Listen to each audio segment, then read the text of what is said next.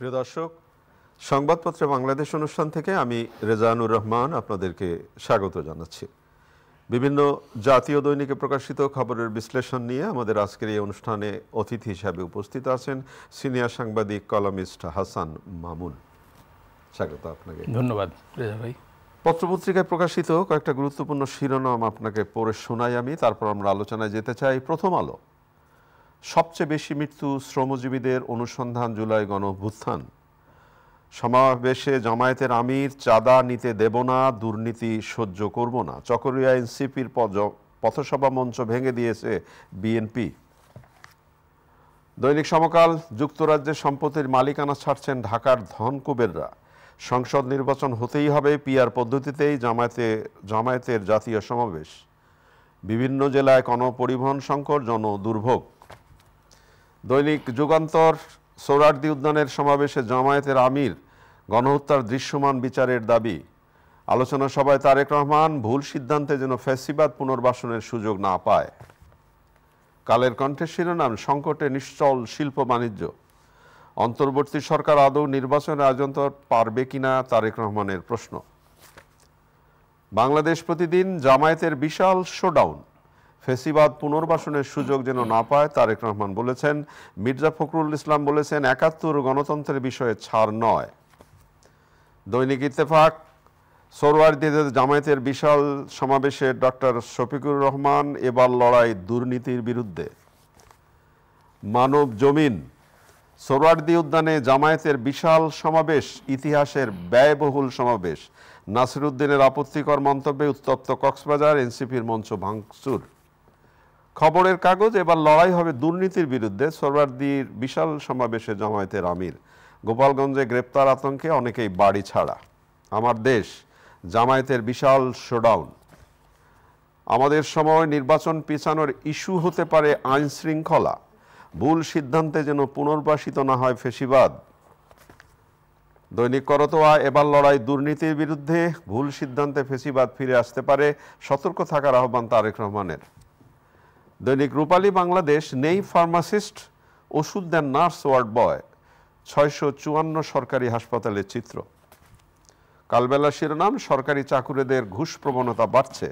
বস্তা পচা পুরনো বন্দোবস্তে দেশ আর চলবে না, জাতীয় সমাবেশে জামায়াত আমিরের হুঁশিয়ারি। সময়ের আলো, শক্তি সমর্থন দেখালো জামায়াত, যুক্তরাষ্ট্রের মন গলাতে সব চেষ্টা বাংলাদেশের। ইনকেলাব, তারেক রহমানই পারফেক্ট লিডার, দেশের সার্বভৌমত্ব রক্ষা, অর্থনীতি গতিশীল এবং সমৃদ্ধ জাতি গঠন। ব্রহ্মপুত্রে বাঁধ নির্মাণ শুরুর ঘোষণা দিল চীন। আপনি শিরোনাম শুনলেন। একটাই খবর, স্মরণকালের সমাবেশ করলো জামায়াত এবং সোহরাওয়ার্দী উদ্যানে, বৃহত্তম স্মরণকালে। চাঁদা দেব না, দুর্নীতি সহ্য করব না, সংসদ নির্বাচন হতে হবে পিআর পদ্ধতিতেই, দার্থহীন বলেছেন, ৭ দফা দাবির মধ্যে অন্যতম। কি মনে হলো আপনার? আমার মনে হলো যে এই জমায়েতটা মানে এক ধরনের রাজনৈতিক মেরুকরণের ইঙ্গিত দিচ্ছে। আচ্ছা, এটা হচ্ছে এই জমায়েতের সবচেয়ে বড় তাৎপর্য। একটা তাৎপর্য আপনি তো বললেন যে জামায়াত, এত বড় জমায়েত সম্ভবত ঢাকা শহরে সোহরাওয়ার্দী উদ্যানে করতে পারেনি। ব্যাপক প্রস্তুতি ছিল। আজকে খবরাখবর আছে যে ব্যয়বহুল জমায়েত, এই খবরও আছে। ট্রেনে করে এসছে, 4টি ট্রেন ভাড়া করা হয়েছে। জি, পুরো ট্রেন ভাড়া করা হয়েছে, আলাদা বগি যুক্ত করা হয়েছে। এ ব্যাপারে রেলওয়ে বক্তব্য দিয়েছে। এক ধরনের অপপ্রচার ছিল যে বিশেষ ব্যবস্থা আনা হচ্ছে, সরকার তাদেরকে সহায়তা করছে। রেলওয়ে বক্তব্য দিয়েছে যে তারা টিকিট কেটে এসছে, আগেভাগে বুক করেছিল ইত্যাদি। তো জামাত একটা সুশৃঙ্খল দল হিসেবে কিন্তু পরিচিত, রেজিমেন্টেড পার্টি, এটাকে বাংলায় বলা যায় যে মানে শৃঙ্খলাবদ্ধ দল। জামাতের বিরুদ্ধে কিন্তু নানান অভিযোগ আছে। চাঁদাবাজির অভিযোগ কিন্তু এ পর্যন্ত ওঠেনি। সেটা দার্থহীনই বলেছেন, চাঁদা দেব না, চাঁদা নিতে দেব। এবং উনি বলেছেন, জামায়াতের আমির সাহেব, কালকে উনি অসুস্থ হয়ে পড়েছিলেন 2 দফায়, এবং তারপরে উনি বক্তব্য, দৃঢ় মনোবল। এটাও কিন্তু একটা বৈশিষ্ট্য দেখবার বিষয়। উনি সম্ভবত ইলেকট্রোলাইট ইমব্যালেন্সের শিকার, সম্ভবত গরমে গরমে, হ্যাঁ। জি Heat stroke আমাদের হয়েছে। আমাদের প্রবীণ নেতাদের কিন্তু একটু স্বাস্থ্যের দিকেও নজর দেওয়া দরকার। আমার মনে হয় দরকার। এবং এতক্ষণ ধরে জি, অত বড় জি, একটা জি। জনসমাবেশে উনি এই বসে গরমের আছেন, মধ্যে এই গরমের মধ্যে এটাও কিন্তু তো আমরা এখানে লক্ষ্য করব যে এই জমায়েতে যারা আমন্ত্রিত ছিল না জি। বিএনপি জি। তারা কিন্তু তারেক রহমান দেখতে সাহেবের গেছে। নির্দেশনায় মির্জা ফখরুল দেখতে ইসলাম গেছেন সাহেব দুজন দেখতে সিনিয়র নেতা জি। ফখরুল ইসলাম আলমগীর সাহেব এবং সম্ভবত ডক্টর রাজনীতিতে এই শিষ্টাচারটা এই করতে শিষ্টাচার দরকার। এই শিষ্টাচার কিন্তু ছিল রাজনীতিতে, অতীতে ছিল, যে যাদের বিরুদ্ধে বক্তৃতা করা হচ্ছে তাদের বাসায় গিয়ে আবার আপ্যায়ন হ্যাঁ, যদিও গ্রহণ করা হচ্ছে। যদিও প্রশ্ন উঠেছে যে এই সমাবেশে বিএনপিকে কেন ডাকা হয়নি। এই প্রশ্ন উঠেছে, এটার একটা ব্যাখ্যাও জামাত দিয়েছে। আচ্ছা। সেটা হচ্ছে জামাতের নেতারা বলেছেন যে পিআর পদ্ধতির ব্যাপারে যেহেতু একটা বড় রকম একটা বিতর্ক। মতপার্থক্য আছে দুই পক্ষের মধ্যে, এই জন্য ডাকা হয়নি। কিন্তু আমি মনে করি যে এই মতপার্থক্য নিয়েও ডাকা যেত। এই মতপার্থক্যের কথা একই মঞ্চ থেকে বলা হলে অসুবিধা তো নাই। যেমন প্রেস ক্লাবে দেখলাম নুরু সাহেব বিএনপির সমাবেশে বক্তৃতা আলোচনা সভায় বক্তৃতা করলেন, কিন্তু এখানেও আবার এখানে বক্তৃতা করেছেন এবং বক্তৃতা তার বিএনপির বিরুদ্ধে গেছে কিন্তু, তাই না? তো এটা হতে পারে, এটা মানে রাজনীতিতে আমরা মানে উত্তেজনাকর বক্তব্য দেখছি। আবার আমরা লক্ষ্য করছি যে এই ব্যাপারগুলো লক্ষ্য করছি যে এই যে পরস্পরের প্রতি আমির সাহেবের খবর কিন্তু সবাই নিচ্ছেন, প্রধান উপদেষ্টাও নিয়েছেন। যাই হোক, তো আমি যেটা বলছিলাম যে রাজনৈতিক মেরুকরণের একটা বার্তা আছে, এটা দাওয়াত করা না করার মধ্যে না, শুধু বক্তৃতার মধ্যেও আছে। এখানে জামাতের পক্ষ থেকে যারা বক্তব্য রেখেছেন, আমির সাহেব তো সেভাবে বক্তব্য রাখতে পারেননি, আসলে উনি অসুস্থ বক্তব্য দিতে পারেন। উনি কোনো মতে বক্তব্য শেষ করেছেন। তো এর মধ্যে চাঁদার ব্যাপারে যেটা আমি বলছিলাম, বলেছেন যে চাঁদা দেব না, ঘুষ দেব না, ঘুষ নেব না।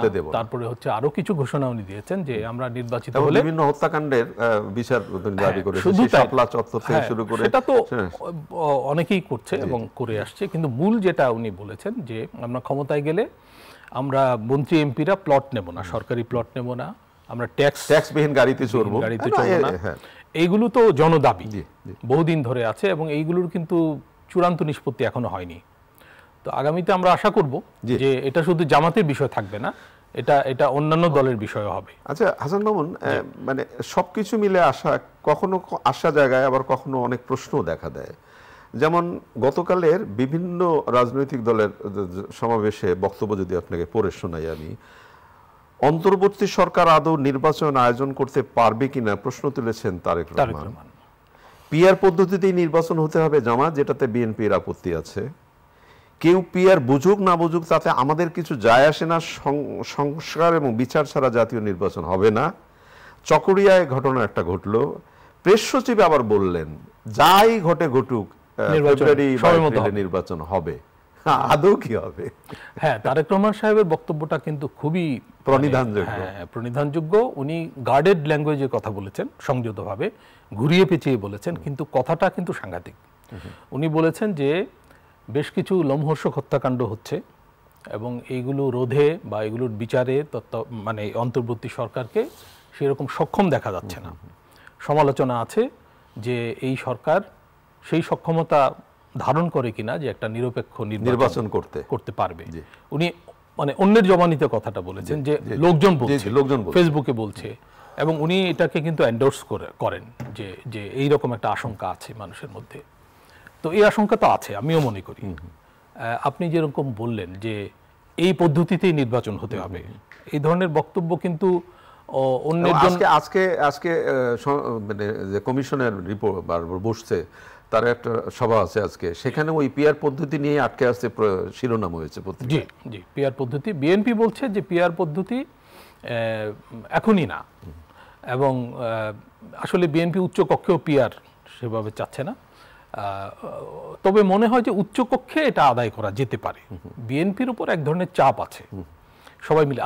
কালকের জমায়েতেও কিন্তু বক্তব্যে বিএনপির উপর চাপ আপনি লক্ষ্য করবেন যে এখানে কিন্তু দাবি দেওয়া যেন বিএনপির উদ্দেশ্যে, সরকারের উদ্দেশ্যে না, এবং এটা সরকারের বিরুদ্ধে কোনো বক্তব্য সেভাবে আমি দেখি এরকম দাঁড়িয়ে গেছে বিএনপি বিরোধী দল আর সবাই সরকারি দল, এইরকম একটা এই আলোচনা কিন্তু এখানে আমরা করেছি যে বিএনপি যেন বিরোধী দল কিংবা বিএনপি যেন সরকারে আছে, দাবি দেওয়া তার কাছে। এটা হচ্ছে ইন্টারেস্টিং। যাই হোক, আমি যেটা বলছিলাম যে এর ভেতর দিয়ে কিন্তু রাজনৈতিক মেরুকরণটা হচ্ছে। অনেকে বলছে যে এই একটা জোট হবে, কালকে জোটের দাবি কিন্তু এসছে যে ইসলামী আন্দোলনের নেতা উনি বলেছেন যে আমাদের মধ্যে মতপার্থক্য থাকতে পারে, কিন্তু আমরা ভবিষ্যতে একসাথে কাজ করব, একসাথে পথ চলবো। তো একসাথে হওয়াটা একটু প্রবলেম আছে, মানে তাদের মধ্যে আসলে মতপার্থক্য আছে, এবং জোট করতে গেলে সরকার গঠন যদি বিজয়ী হন তাদের মধ্যে মতপার্থক্যগুলো বাড়বে, কারণ ইসলামপন্থীদের মধ্যে নানান ব্যাপারে মতপার্থক্য আছে, যেমন বামপন্থীদের আছে, তারা এক হতে পারে না, ইসলামপন্থীরাও এক হতে পারে না। যাই হোক, তো যদি পারে সেটা তাদের ব্যাপার, সেটা পারতে পারে, এবং তাহলে তো নির্বাচন প্রতিদ্বন্দ্বিতাপূর্ণ হবে। তো নির্বাচন প্রতিদ্বন্দ্বিতাপূর্ণ হলে এটা কিন্তু গ্রহণযোগ্য হয়, কারণ এখানে পার্টিসিপেশন বাড়ে ভোটারের, তাই না? নির্বাচন মানেই হচ্ছে প্রতিদ্বন্দ্বিতা। মানে শেখ হাসিনার নির্বাচনগুলো গ্রহণযোগ্য হয়নি কেন? আসলে উনি নির্বাচন প্রতিদ্বন্দ্বিতাহীন নির্বাচন, যে বিরোধী দল প্রতিদ্বন্দ্বিতা না থাকলে তো সেই উৎসবও থাকে না, আগ্রহ থাকে না মানুষের যে আমি কাকে ভোট দেবো, সবাই তো এক দল, তাই না? এবং শেষ যে নির্বাচনটা হলো আমি ডামির নির্বাচন, এবং শেখ হাসিনা ঘোষণাই দিলেন যে এই নির্বাচনে ডামির প্রার্থী থাকবে, তাই না? তো ফলে এই নির্বাচনগুলোতে কোনো আকর্ষণ ছিল না মানুষের। আচ্ছা হাসান মামুন, আপনার কি মনে হয় একটি আলোচনা অনেকেরই মনে এসছে এবং সেইটা হওয়া উচিত খুবই জরুরিভাবে, যেমন জনসভা, কে কত বড় জনসভা করবে সেটার তো একটা প্রতিদ্বন্দ্বিতা থাকবেই, এবং এটা নির্বাচন যত ঘনিয়ে আসবে তত বেশি হবে। যেমন মানুষ জমিন শিরোনাম করেছে যে ইতিহাসের ব্যয়বহুল সমাবেশ। তো ব্যাপারটা যেটা দাঁড়ায় আমাদের দেশে, যে আপনি কত মানুষ নিয়ে আসলেন, আরেকটি রাজনৈতিক দল আবার কত মানুষ নিয়ে আসবে, কত বড় জনসভা করা যাবে, তার উপর নির্ভর করবে আগামী সংসদে যাওয়ার সেই প্রক্রিয়া। তা আদৌ এই প্রতিযোগিতাটা যদি এরকম ব্যয়বহুল জনসমাবেশের আয়োজন করবার মধ্যে যদি আমরা দৌড়াই, তাহলে ভবিষ্যৎটা কি? হ্যাঁ, এখানে শুধু ব্যয়ের প্রশ্ন না, এখানে কিন্তু জনভোগান্তির ব্যাপারও আছে। হ্যাঁ, এই যে যেমন সমকাল প্রশ্ন করেছে, বিভিন্ন জেলায় গণপরিবহন দুর্ভোগ, শুধু ঢাকায় না, মানে যেসব এলাকা থেকে লোকজন এসছেন জমায়েতে, সেখানে পরিবহন সংকট দেখা দিয়েছে। মানে ওই পরিবহন তো চলে এসছে ঢাকায় আবার যানজট সৃষ্টি হয়েছে, এবং ঢাকার এক এলাকা দেখা যাচ্ছে খালি, আর এক এলাকায় যানজট। তো এইরকম পরিস্থিতি ভবিষ্যতেও হবে, কারণ সামনে নির্বাচনের ব্যাপার আছে। নির্বাচন না হলেও নির্বাচন ঘিরে কিন্তু এই ধরনের জমায়েত হবে। আবার আরেকটা প্রশ্ন আসে না, যে এত টাকা আসে কোত্থেকে? এটা একটা প্রশ্ন। হ্যাঁ, এটা তো প্রশ্নই, যে রাজনৈতিক দলগুলো কিভাবে পরিচালিত হয়, তাদের ফান্ড ম্যানেজমেন্ট নিয়ে প্রশ্ন আছে। এখানে আমি এনসিপির একটু প্রশংসা করব। এনসিপি কিন্তু এই ব্যাপারটা সামনে এনেছে। তারা কিন্তু বলেছে যে তারা কিভাবে ফান্ড জেনারেট করবে, হ্যাঁ, ফান্ড কিভাবে তৈরি করবে এবং স্বচ্ছতা কিভাবে বজায় রাখবে, এই ব্যাপারে তারা বক্তব্য দিয়েছে। আমরা দেখব তারা কি করে, কারণ তাদের বিরুদ্ধেও তো অভিযোগ উঠছে, এসব অভিযোগের নিষ্পত্তি হচ্ছে, নানা ধরনের অভিযোগ উঠছে। তো রাজনৈতিক দলগুলোর চেষ্টা থাকা উচিত। এই গণঅভ্যুত্থানের ভেতর দিয়ে কিন্তু নানান নতুন বিষয় সামনে এসছে, যেমন এটাও এসছে যে রাজনৈতিক দলগুলো কিভাবে পরিচালিত হবে, রাজনৈতিক দলগুলো কর্মীরা কিভাবে চলবে। যেমন জামায়াতে ইসলামী সম্বন্ধে বলা হয় যে তারা প্রতিষ্ঠান গড়ে তুলেছে, তাদের কর্মীরা সেখানে কাজ করে, তাদের চাঁদাবাজি করতে হয় না। কিন্তু অন্যান্য দলের কর্মীদের কাজ কি, তাই না? তো এটা তো প্রশ্ন, খালি জিন্দাবাদ মুর্দাবাদ দেওয়া এটা তো রাজনীতি হতে পারে না। এবং এইগুলো অবশ্যই সামনে আসবে, এবং আমি মনে করি যে গণ অভ্যুত্থানের কিছু ইতিবাচক দিক আছে, এই ব্যাপারগুলো কিন্তু অ্যাড্রেস করতে হবে। অ্যাড্রেস না করে রাজনীতি ভবিষ্যতে করা যাবে না। অবশ্যই অবশ্যই। এই যে প্রতিদিন রাজনীতির কে কোথায় কি বলল, জাতীয় নির্বাচন কবে হবে সেটা নিয়ে নানা প্রশ্ন, ধোঁয়াশা, এই আলোচনার মধ্যেই আমরা থাকি, কিন্তু দেশের অন্যান্য অনেক সংকটের দিকে আমাদের কোনো নজর নেই।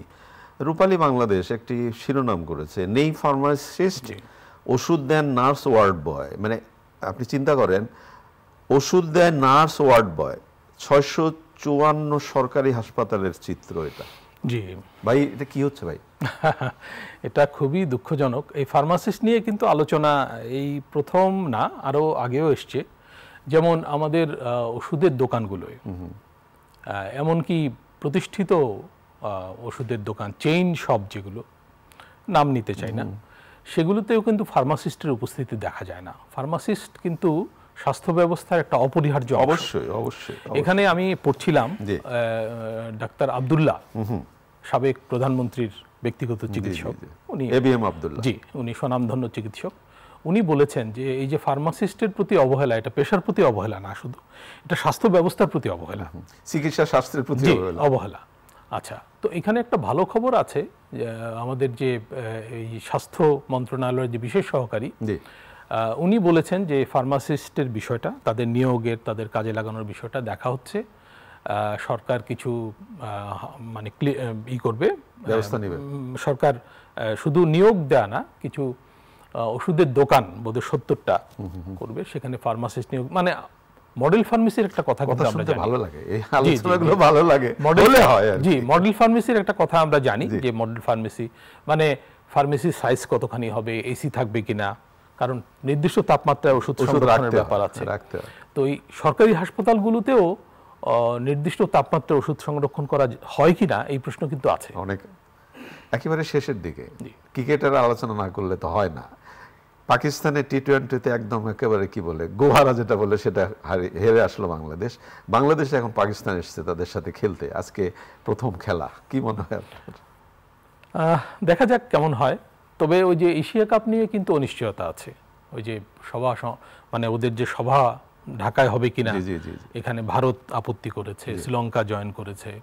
তো এই খবরগুলো দুর্ভাগ্যজনক। এর মধ্যে কিন্তু রাজনীতি আছে, মানে রাজনৈতিক পরিবর্তনের কারণে ভারত বাংলাদেশ সম্পর্কের অবনতিতে ক্রীড়ায় যেন রাজনীতি না ঢোকে সেই আলোচনা আমরা করি, এবং একই সাথে আমাদের মেয়েদের ফুটবলের প্রশংসা করতেই হয়। জয়রত জয় চলছে, আর একটি খেলা, জি দেখা যাক কি দাঁড়ায়। ভালো থাকবেন। আমরা তো অবশ্যই চাই। অনেক ধন্যবাদ আপনাকে। প্রিয় দর্শক, আমরা যে বিষয়গুলো নিয়ে শেষে আলোচনা করলাম, খেলা, ক্রিকেট এবং ফুটবল, মেয়েদের ফুটবল বিশেষ করে আমাদের আশা জাগাচ্ছে একটু একটু করে। ভালো থাকবেন। আগামীকাল নিশ্চয়ই এই সময় আবার কথা হবে। খোদা হাফেজ।